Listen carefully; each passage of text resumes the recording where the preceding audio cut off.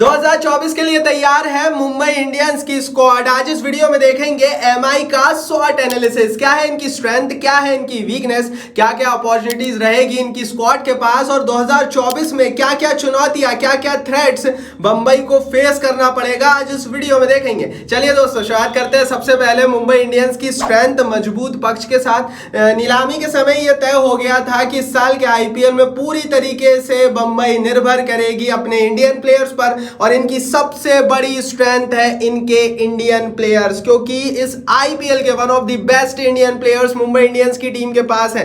अगर आप लिस्ट भी देखेंगे तो बस नाम पढ़ते जाइए। रोहित शर्मा, ईशान किशन, सूर्य कुमार यादव, बुमराह, तिलक वर्मा, हार्दिक पांड्या, नेहाल वडेरिया, मतलब one of the best Indian players का सेटअप इस साल के आईपीएल में अगर कोई भी टीम लेकर उतर रही है वो मुंबई की टीम है। और यहां तक भी हम कह सकते हैं कि इस साल के आईपीएल में बेशक 4 विदेशी प्लेयर से ज्यादा आप नहीं खिला सकते, लेकिन मुंबई शायद इकलौती ऐसी टीम है जो 3 विदेशी प्लेयर खिलाएगी अपनी प्लेइंग 11 में। इतने अच्छे इनके पास इंडियन प्लेयर्स हैं। हालांकि कई जगहों पर कमियां हैं, लेकिन अगर आप ओवरऑल 10 टीमों को एक साथ रखेंगे और इनके इंडियन प्लेयर्स को एक साथ रखेंगे, मुंबई के आगे कोई नहीं है, क्योंकि भैया हर डिपार्टमेंट का इंडियन स्पेशलिस्ट मुंबई के पास है। तो मेरे हिसाब से पहली सबसे बड़ी स्ट्रेंथ और ऐसी स्ट्रेंथ जो कि आपको प्लेऑफ या फाइनल भी जिता सकती है, वो मुंबई इंडियंस के पास है इनके इंडियन प्लेयर। दूसरी स्ट्रेंथ भी है दोस्तों मेरे हिसाब से, जो दूसरी स्ट्रेंथ मुंबई की टीम के पास है वो है इनकी लीडरशिप। देखो यार, ऐसी बहुत कम टीमें होती है जिनके पास इतनी बड़ी संख्या में ऐसे प्लेयर होते हैं जो आप कप्तान बना सकते हो।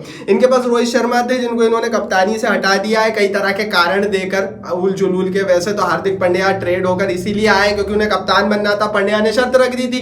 खैर वो कुछ भी हो, रोहित शर्मा, हार्दिक पांड्या ये दोनों कैप्टेंसी मटेरियल है। रिसेंटली सूर्य कुमार यादव ने इंटरनेशनली भारत की कप्तानी की थी, तो वो तीसरा विकल्प है। बुमराह भी कप्तानी कर चुके हैं तो वो चौथा विकल्प है। लंबे अरसे तक बुमराह वाइस कैप्टन रहा है मुंबई की टीम के। तो मुंबई के पास 4 ऐसे विकल्प हैं जो कि आपकी कप्तानी कर सकते हैं और पहले इनके रिकॉर्ड है कप्तानी के।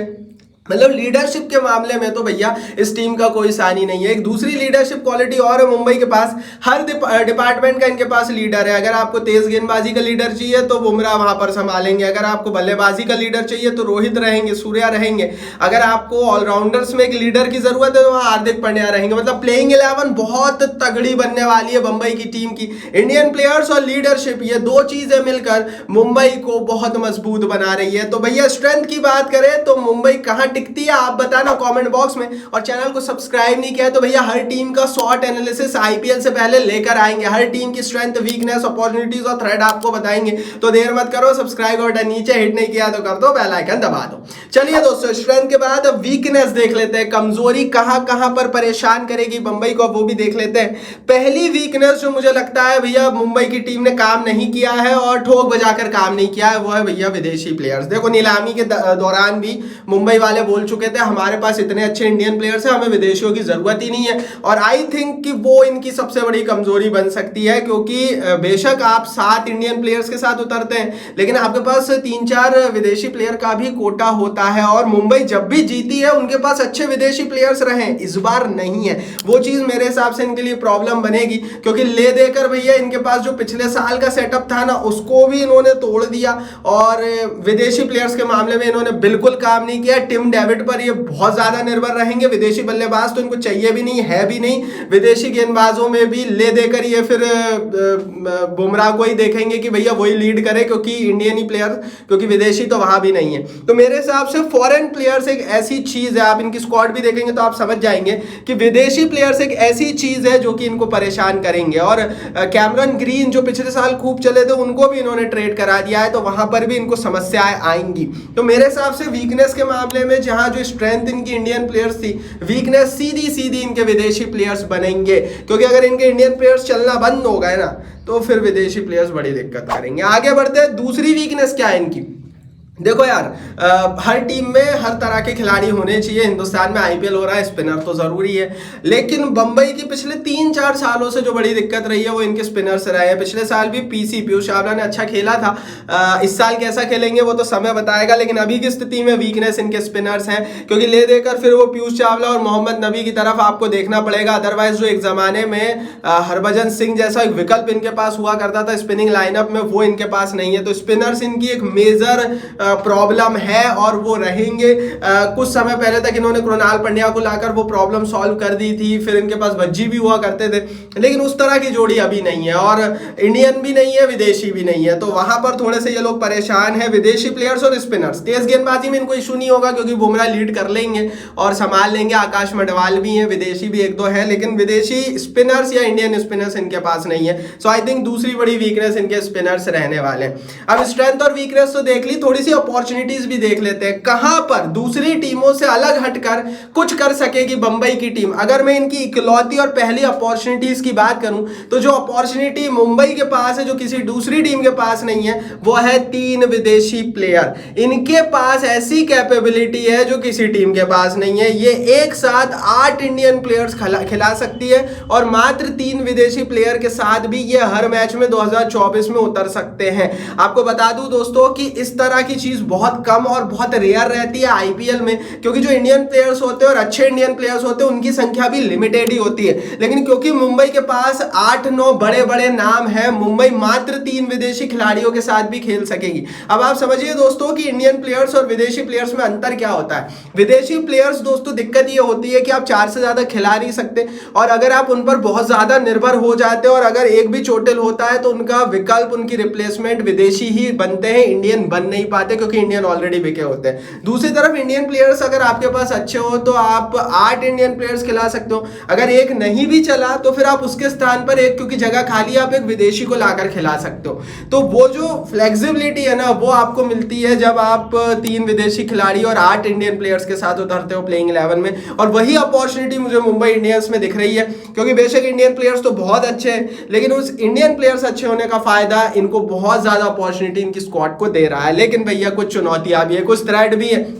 इनकी स्क्वाड के सामने 2 बड़ी चुनौती है जिससे इन्हें निपटना पड़ेगा और ये दोनों चुनौतियां इनकी स्क्वाड को खत्म कर सकती है। पहली चुनौती है भैया कैप्टेंसी स्विफ्ट।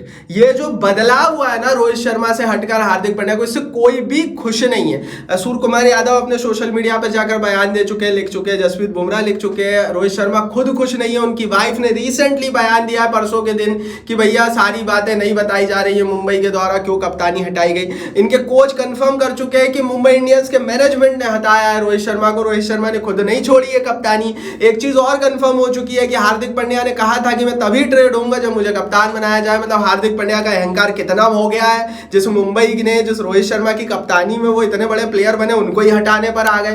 तो ये सारी चीजें बताती है कि भैया कैप्टेंसी का जो स्विच हुआ है ना वो टीम में बॉन्डिंग को खत्म करेगा। हमने बड़ी बड़ी टीमों को पत्तों की तरह गिरते हुए देखा है सिर्फ इस बॉन्डिंग के कारण। तो जब इस तरह के खेमेबाजी हो जाती है टीम में, जब मैनेजमेंट इस तरह के फैसले लेता है ना तो पूरी टीम बर्बाद होती है। और वो जो कैप्टेंसी का स्विच हुआ है वो टीम को शायद एक साथ नहीं रख पाएगा, बड़ी मुश्किल होने वाली है। कैप्टेंसी स्विच मुंबई को ले डूबेगा और मुझे लगता है बड़ी चुनौती है। रोहित का जो अपमान हुआ है बहुतों को पचा नहीं है एंड आई थिंक उसका असर आप देखेंगे आईपीएल में। दूसरा बड़ा थ्रेट दोस्तों जो मुंबई की टीम के सामने रहेगा क्लियर कट, वो है इंजरीज।